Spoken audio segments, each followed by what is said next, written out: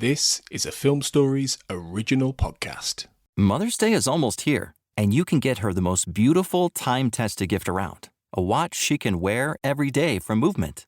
Whether your mom is into classic dress watches, rare and refined ceramics, or tried-and-true bestsellers, Movement has something she'll love. And right now, everything at Movement is up to 50% off site-wide during their Mother's Day sale. A watch is a gift that celebrates all the time you spent with Mom. And a Movement watch is even more than that.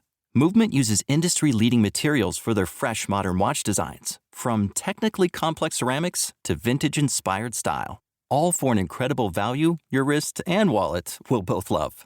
And with one-size-fits-all convenience and fast free shipping and returns, it's a stress-free shopping experience. Save big on the best Mother's Day gift ever with Movement. Get up to 50% off site-wide during their Mother's Day sale at mvmt.com. Again, that's up to 50% off at mvmt.com. We made this.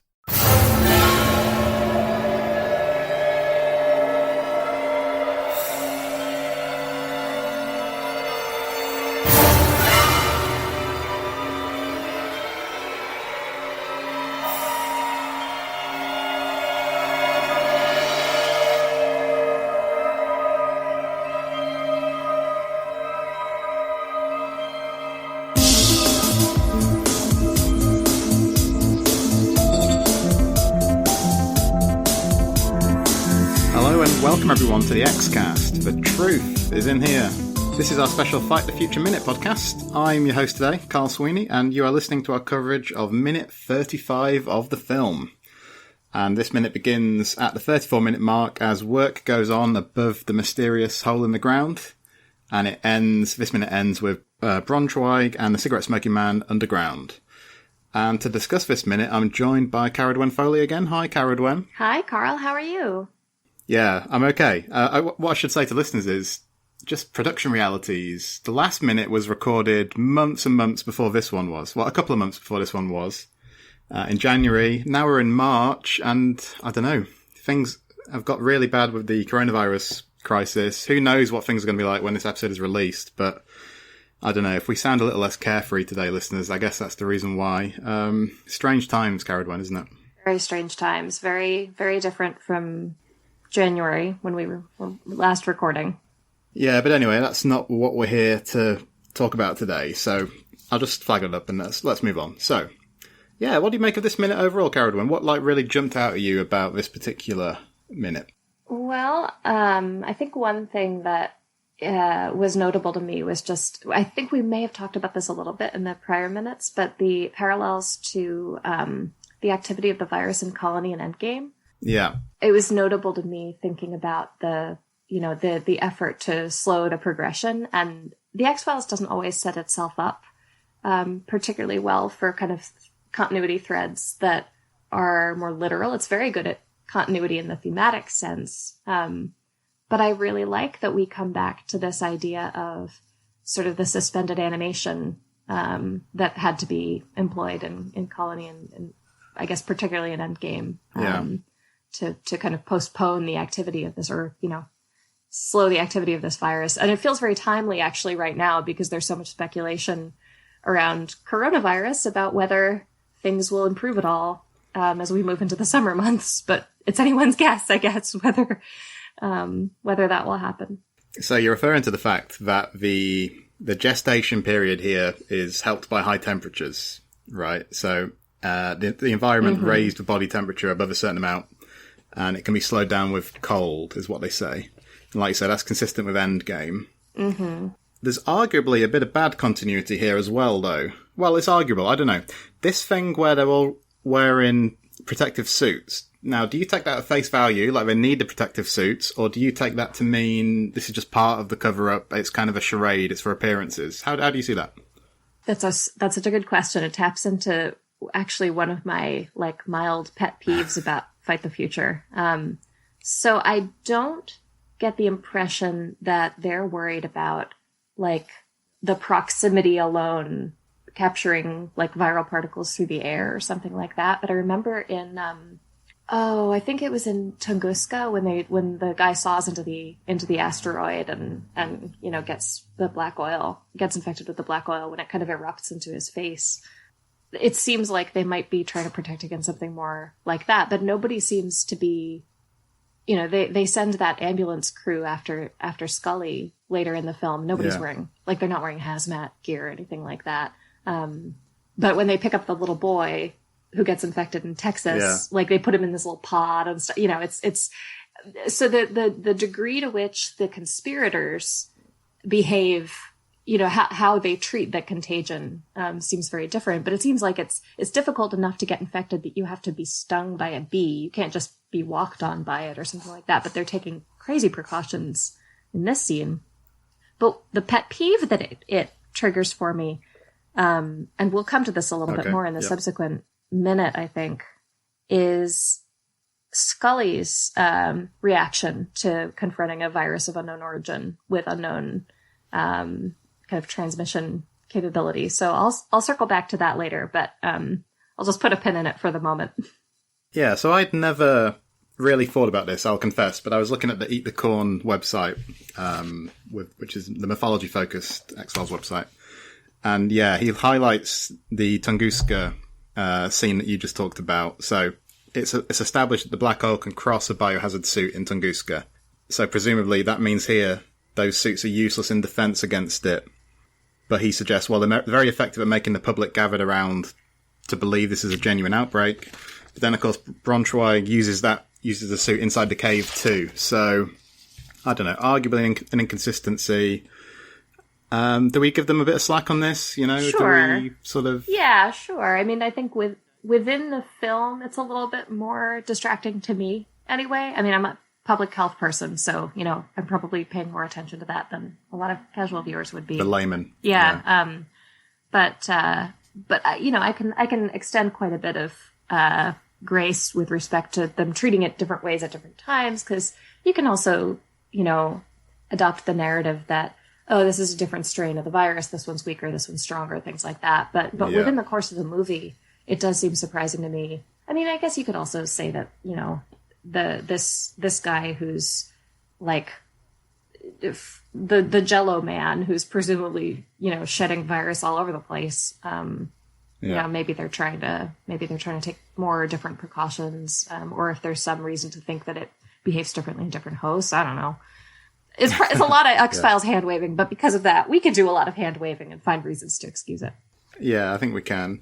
Now, I couldn't really find much production-wise about this particular scene, save for the fact that what's shot above the ground is not shot on a soundstage, and then when they go underground, it is on a soundstage. So, kind of in keeping with some of the stuff earlier in the film. I think there's some examples of this in the cave sequence at the outset, for instance.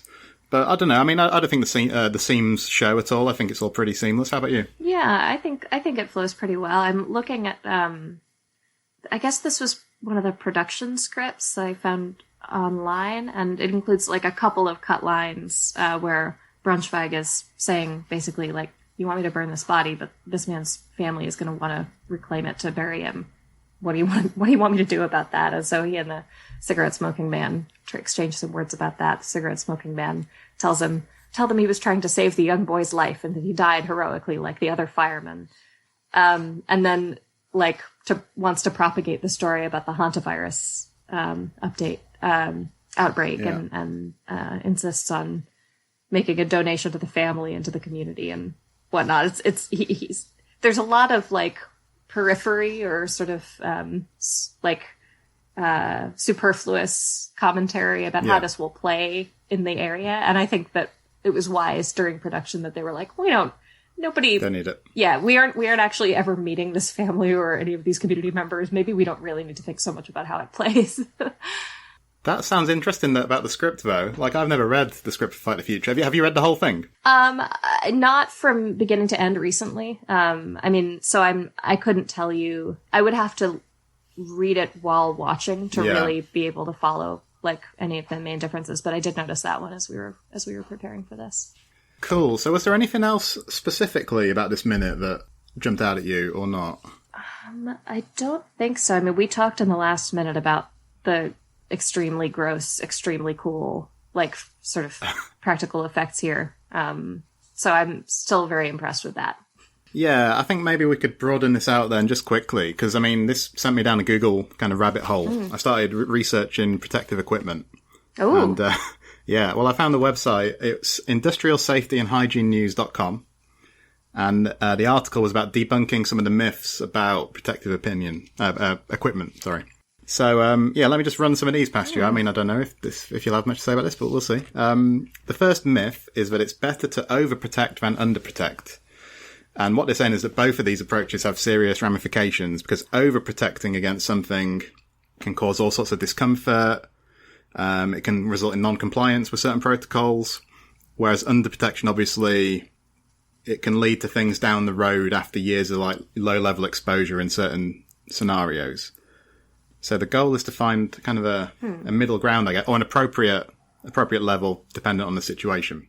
So it sounds really commonsensical when you put it like that, I think. Yeah, that's really interesting. It reminds me, there was a fantastic long-form article, I can't remember what it was in, that I read maybe a year ago about alarm fatigue in hospitals and how the assumption that, you know, in, let's say, an electronic medical record system, you should just have alerts for anything that looks like it could kind of deviate from, you know, best practice.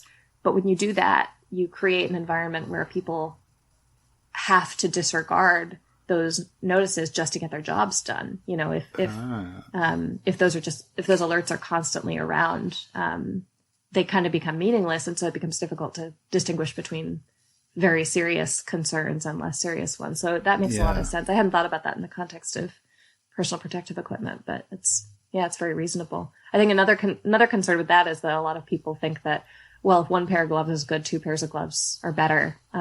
You encounter this sometimes in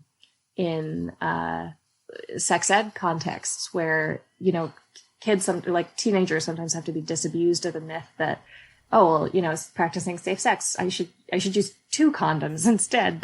But then what you get are, you know, you get gloves that are more prone to breakage or condoms that are more prone to breakage because they're not meant to be worn that way. So you can definitely go overboard. Yep. Okay. So the second myth is, the myth is that hazardous chemicals in the environment should drive garment selection decisions. And what they say here is that the details of the application and a realistic understanding of the likelihood for exposure to the chemical are just as important as the chemical itself.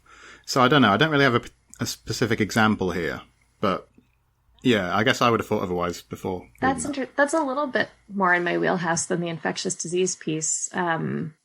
I think that one of the important considerations with that is, you know, the kind of the adage that the dose makes the poison. There's always things present in various parts of our environment that can be harmful to us in some way, in some quantity, if we're exposed to them in certain ways.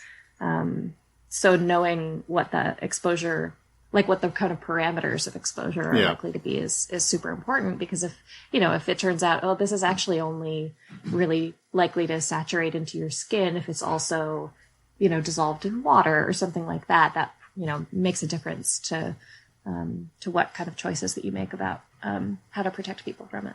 Yeah, and I think that's somewhat relevant to the last one I was going to read out here, which is the myth is that the best way to protect workers against hazardous substances is via a full-body coverall. And what they're saying is that in some cases, such as with incidental splashes of chemicals to the front of the body, a full-body chemical barrier coverall would be overprotective and costly. Mm-hmm. And they also go on to say that climbing in and out of a full-body chemical coverall may not be practical and may deter compliance.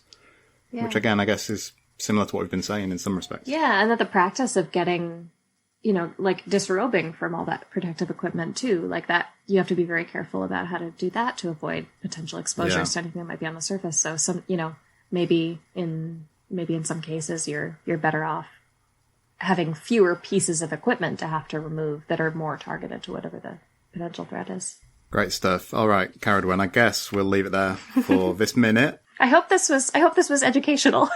It was certainly educational for me. I can't speak for anyone else, but yeah, I think so. But you'll be back with me tomorrow for more educational wisdom and advice, I think. So, yeah, looking forward to minute 36 already. So yeah, that's it for today, listeners. Until our next minute, remember, as always, trust no one. Previously on the We Made This Network. Here Lies Amicus. This is the only time you actually get any sort of grounded history, you know, and a bit more of a background on why he's there. I mean, it's maybe 5 minutes. If that. And then Dick's like, oh, I have to go. And you're like, where do you have to go, Dick? Yeah, science got a science. He has to go and find He's got to go things. sciencing. And then the grandfather says to Pat, oh, I don't think you should see that young man again because the devil comes in many forms. And you're like, okay. How can he tell? He can't even see him. Observing the Pattern, a Fringe podcast. Yeah, so at this point we're getting to the dropping the idea of multiple universes, the possibility of travelling from one to another, which beings that are more advanced, like us, but more advanced. Yep. In a further point of the timeline. So definitely seeds of things we see later. Yeah, like we were saying earlier on, it is dropping ideas that are going to come in fully over the next 5 or 10 episodes. The Giddy Carousel of Pop. So if you look at that front cover, there is a very obvious choice of somebody who actually should have been the cover. The answer to that is Janet Jackson.